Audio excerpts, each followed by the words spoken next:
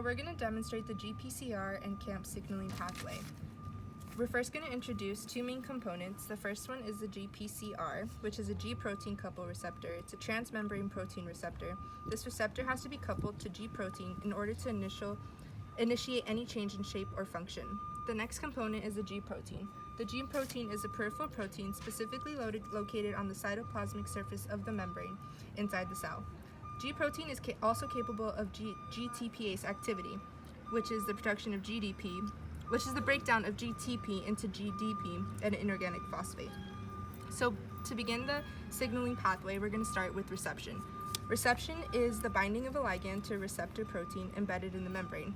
Any change to the receptor followed by ligand binding is also part of the reception. So this first messenger is going to attach to GPCR. This binding will then cause change of shape of GPCR. This change of shape will cause inactive G protein to slide on over, thus getting rid of GDP and transforming it into its active form, which a GTP is attached.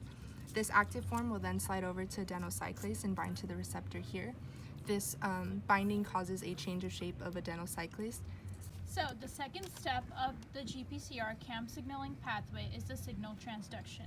The activated form of adenylyl converts the ATP to cyclic AMP.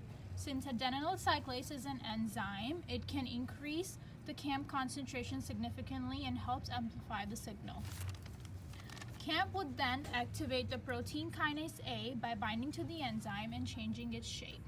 The activated protein kinase A would then help trigger and amplify the cellular response by phosphorylating a target substrate. To stop signaling or to stop the GPCR cAMP pathway, the ligand will come off the GPCR receptor, and which causes the GPCR to change back to its original shape.